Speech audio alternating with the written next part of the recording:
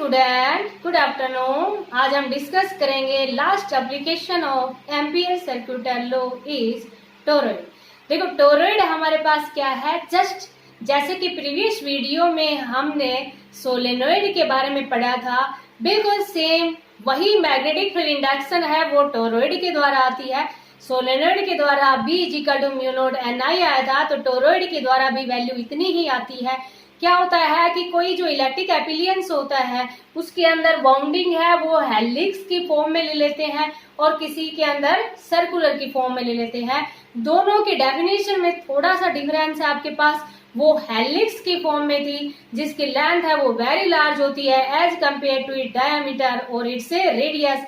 और इसके अंदर क्या करते हैं कि जो हेलिक्स की फॉर्म में है ना, उसी की क्या बना देते हैं, एक सर्कुलर रिंग बना देते हैं, एक सर्कुलर होलो रिंग बना देते हैं जिसके अंदर large number of insulated turns of metallic wire are closely wound.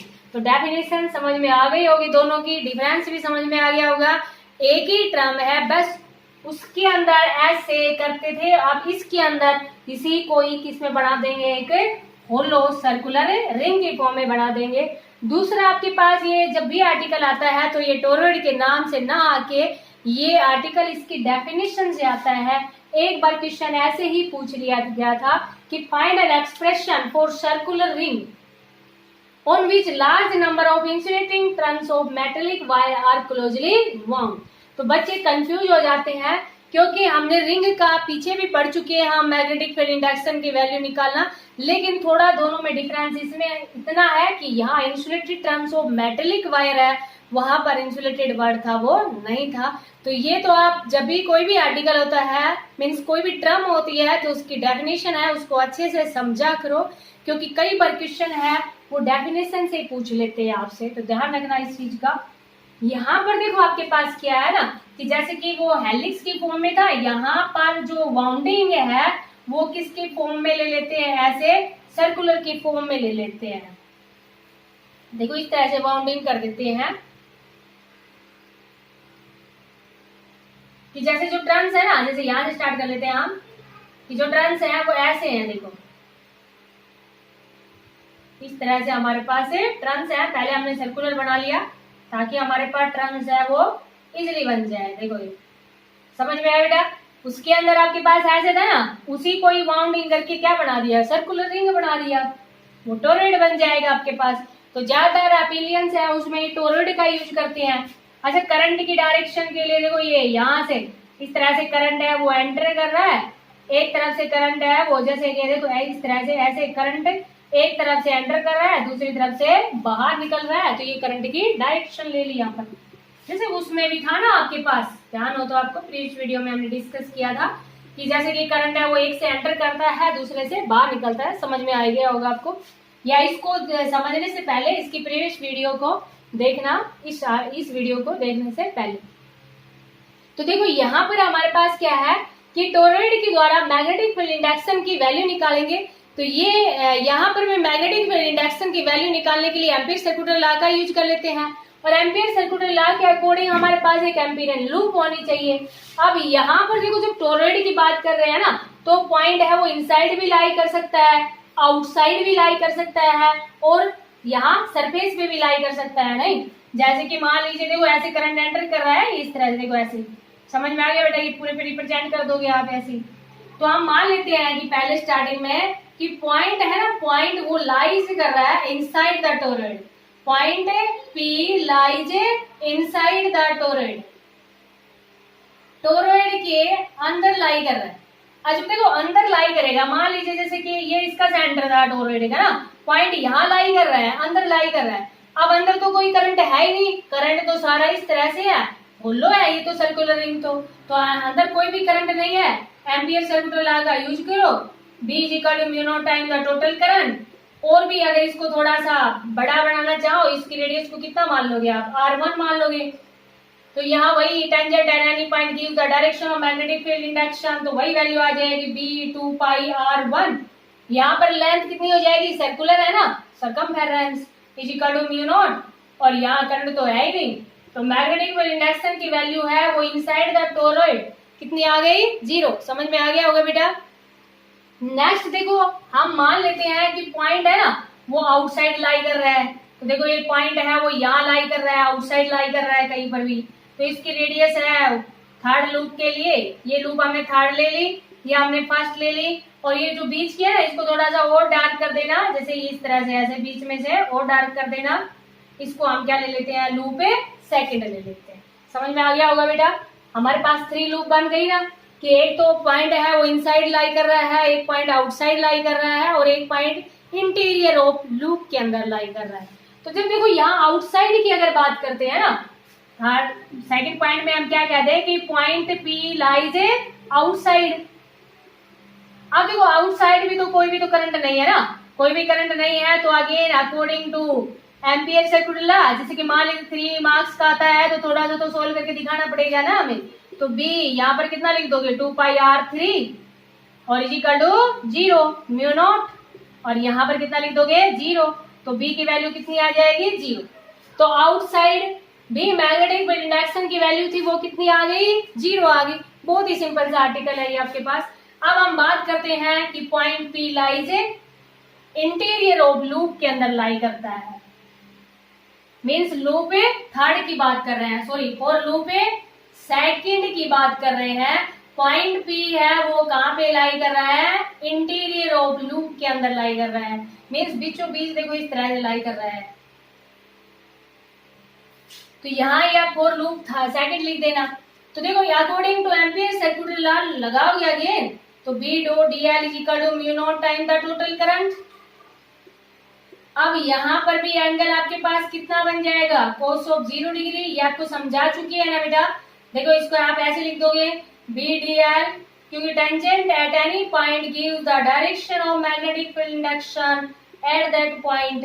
तो यहाँ पर हमारे पास कितना आ गया, ये B डॉट dl का cos 0 में कन्वर्ट कर दिया म्यू नॉट I। पहले हम ये वाले साइड निकाल लेते हैं, mu naught time the total current, यहाँ पर क्या लिख देते हैं म्यू नॉट टाइम्स द क्या होता है टोटल करंट। अब देखो बेटा B डॉट dl B, और ये हमारे पास कितना हो जाएगा 2πr2 is equal to mu naught times the total current.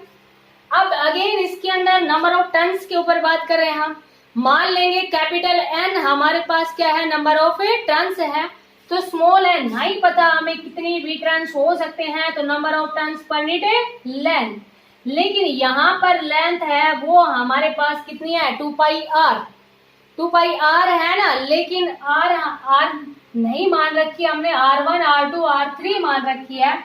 जैसे इस लूप के रेडियस को कितना मान रखा हमने r2 मान रखा है, तो r की जगह हम कितना पुट कर देंगे, क्योंकि फर्स्ट और थर्ड का तो कोई इफेक्ट है नहीं, ओनली सेकंड का इफेक्ट है, और सेकंड के लिए हमने कितना मान लिया r2 मान लिया।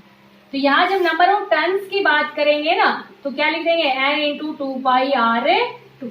समझ में आ गया होगा बेटा। तो ये वैल्यू हमारे पास कितनी आ गई B 2πr2 is equal to mu naught time the total n into 2πr2 into I। अब देखो 2πr2 से 2πr2 कैंसिल हो गया, तो मैग्नेटिक फील्ड इंडक्शन की वैल्यू उतनी ही आ गई ना। समझ में आ गया होगा आपको, मैग्नेटिक फील्ड इंडक्शन की वैल्यू है ड्यू टू द टोरॉइड, तो वो वैल्यू उतनी ही है जितनी की आपके पास किसके द्वारा थी, सोलेनोइड के द्वारा थी। न्यूमेरिकल आपके पास बिल्कुल सेम उसी तरह से है, जैसे कि मान लीजिए आपसे कोई भी न्यूमेरिकल है, उसमें एक टोरॉइड है, जैसे इस तरह से दे दिया, एक कोयल है आपके पास, उसको रैप किया गया, जिसकी इनर रेडियस दे दी जाए, आउटर रेडियस दे दी जाए, और मैग्नेटिक फील्ड इंडक्शन की वैल्यू मैक्सिमम और मिनिमम पूछ ली जाए, तो वो डिपेंड करेगी रेडियस के ऊपर। तो उसके लिए पहले आप क्या निकालोगे, नंबर ऑफ टर्न्स, जैसे कि न्यूमेरिकल देख लो। समझ में आ गया होगा बेटा। चैनल को सब्सक्राइब कर लेना, जिस भी स्टूडेंट ने सब्सक्राइब नहीं किया है या जो फर्स्ट टाइम देख रहे हो, तो चैनल को सब्सक्राइब कर लेना, ताकि आपको पीछे की वीडियोस भी सारी मिल जाए, और दूसरा आप इनका रिवीजन करते रहो। तो देखो बेटा, मैग्नेटिक फील्ड इंडक्शन की वैल्यू सोलेनोइड और टोरॉइड के द्वारा आपके पास सेम आई है। कितनी आई है, B is equal to mu nought n I. वहां पर तो हम एंड की बात कर रहे थे, यहाँ पर तो बिल्कुल क्लोजली बाउंड है, किसी एंड की बात नहीं कर रहे, तो वैल्यू आपके पास कितनी रहेगी, B is equal to mu nought n I रहेगी। जैसे कि मान लीजिए इस पे न्यूमेरिकल है, वो इस तरह से दे दिया, एक कोयल wrapped with insulating wire having, आपके पास इनर रेडियस दे दी जाए, जनरल एग्जांपल ले रहे हैं बेटा, कोई भी इनर रेडियस दे दी जाए, जैसे सपोज करो 10 सेंटीमीटर, एंड आउटर रेडियस दे दी जाए, आउटर रेडियस है वो आपके पास सपोज करो 15 सेंटीमीटर दे दी जाए, देन फाइंड, एंड करंट दे दिया जाए आपके पास, and carrying current 2 ampere, then find minimum और maximum, minimum and maximum value of a magnetic field. किसकी वैल्यू पूछ ली जाए? मैग्नेटिक फील्ड की वैल्यू पूछ ली जाए। तो अभी आपको बताया ना कि मैग्नेटिक फील्ड की वैल्यू कितनी होती है, V equal to mu naught n नहीं होती है। तो यहाँ पर पहले आप स्मॉल n निकालोगे, स्मॉल n आपके पास क्या हो जाएगा, नंबर ऑफ टर्न्स पर मीटर लेंथ। अच्छा, इसके अंदर आपके पास नंबर ऑफ टर्न्स भी तो दिए मिलेंगे ना, a coil wrapped with insulating wire having, insulated wire having inner radius और ये एंड आउटर रेडियस दे दिया, एंड 100 टर्न्स, और टोटल नंबर ऑफ टर्न्स है वो आपके पास कितने दे दिए, 100। तो पहले आप स्मॉल n निकालोगे, स्मॉल n आपके पास क्या होता है, नंबर ऑफ टर्न्स पर मीटर लेंथ। अच्छा, ध्यान रखना, एक coil wrap with insulating wire having inner radius outer radius, इस तरह से आपके पास क्वेश्चन दिया हुआ है, या आपके पास रैप किया गया एक कोयल होती है सर्कुलर शेप के अंदर। तो आप ध्यान रखना बेटा, यहाँ पर फिर L नहीं लगा के आप क्या लगाओगे, 2 पाई इनर रेडियस को R1 मान लेना और आउटर को R2 मान लेना। तो यहाँ से मैग्नेटिक फील्ड इंडक्शन की वैल्यू कितनी आ जाएगी, 4 पाई इंटू 10 की पावर -7, स्मॉल n की जगह जैसे 100 है, divide by 2 pi R1 radius दे रखी है आपके पास, इनर रेडियस 10 सेंटीमीटर दे रखी है, इसको मीटर में कन्वर्ट कर लेना।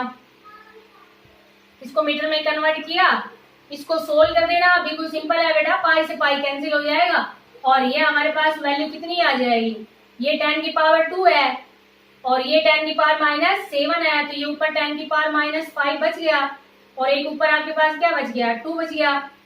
ये देखो 2 से 2 कैंसिल हो जाएगा ना, एक 2 बच जाएगा आपके पास, इस 2 को भी यहाँ से कैंसिल कर देना, 5 आ जाएगा, नहीं तो इसको सीधा ऊपर ले जाना, 2 इंटू 10 की पावर -5 आ गया। इधर देखो ये 10 की पावर 1 है, 10 की पावर -2 है, 10 की पावर -1 बचेगा, ऊपर लेके जाओगे 10 की पावर 1 आ जाएगा। तो ये हमारे पास वैल्यू कितनी आ गई, 2 इंटू 10 की पावर -4 आ गई, वैल्यू किसमें आ जाएगी, 10 में। समझ में आ गया होगा। ऐसे ही आप दूसरी रेडियस का यूज कर लो, दूसरी रेडियस का यूज करोगे 4 पाई इंटू 10 की पावर -7, ट्रांस तो आपके पास वही रहने, 2 पाई रेडियस आपके पास कितनी है, 15 सेंटीमीटर, इसको भी मीटर में कन्वर्ट कर देना। समझ में आ गया होगा बेटा। म्यू नॉट n आई, सॉरी करंट और लगाओगे, करंट आपके पास कितना है 2, तो यहाँ 2 से और मल्टीप्लाई कर दोगे, कितना आ जाएगा 4। हमने n आई की वैल्यू नहीं लगाई ना, आई की वैल्यू भी लगानी है आपको, ध्यान रखना। तो करंट आपके पास कितना है 2, तो यहाँ पर देखो आपके पास ये पाई से पाई कैंसिल हो जाएगा, ये 2 से 2 कैंसिल हो गया ना, तो ये वैल्यू आपके पास कितनी आ गई, सोल्व करने में देख लेना बेटा, कहीं मिस्टेक हो जाए तो देख लियो। तो ये आपके पास कितना आ गया, ये 2 से 2 इस 2 को कैंसिल किया, तो ये ऊपर आपके पास बच गया 4 मल्टीप्लाई 10 की पावर -7 है, ये 10 की पावर 2, 10 की पावर -5, इसको ऊपर लेके जाओगे 10 की पावर 2 डिवाइड बाई 15, बाकी तो सारा कैंसिल ही हो जाएगा नहीं। तो इसको आप सोल्व करोगे तो ये आपके पास कितना आ जाएगा, एक को इसके साथ ले आना 40 मल्टीप्लाई, एक बच जाएगी पावर यहाँ, एक यहाँ ले आए नहीं, तो ये कितना आ जाएगा 10 की पावर -4 आ जाएगा और डिवाइड बाई आपके पास कितना है 15, तो 15 2 जा 30, फिर आपके पास कितना बचेगा 10 बचेगा, फिर 15 6 जा इंटू 10 की पावर -4 समथिंग, ये आ जाएगा, देख लेना बेटा कहीं मिस्टेक हो। तो ये आपके पास कितना है 4 इंटू 10 की पावर -4 और ये आपके पास कितना आया 2.6 इंटू 10 की पावर -4। तो मिनिमम और मैक्सिमम समझ में आ गया ना बेटा, ये मैक्सिमम वैल्यू हो गई और ये आपके पास क्या आ गई मिनिमम वैल्यू। तो इस पे न्यूमेरिकल आपके पास इस तरह के होते हैं, कुछ ध्यान रखना आपको कि आपके पास टोरॉइड का पूछ रखा है न्यूमेरिकल या सोलेनॉइड का पूछ रखा है। तो सोलेनॉइड का पूछेंगे तो आपसे वर्ड सोलेनॉइड दिया मिलेगा और अगर टोरॉइड का पूछते हैं तो एक कोयल मिलेगी, या आपके पास टोरॉइड वर्ड मिलेगा, या सर्कुलर रिंग मिलेगी जिसके ऊपर इंसुलेटिंग वायर है उसका रैप किया मिलेगा। तो ये चैप्टर आपका कंप्लीट हुआ। इससे जो टॉपिक है आपके पास टोरॉइड, जो लास्ट टॉपिक था, तो इसको आप अच्छे से समझना, इससे जितने भी रिलेटेड न्यूमेरिकल है उनकी प्रैक्टिस करना। Thank you.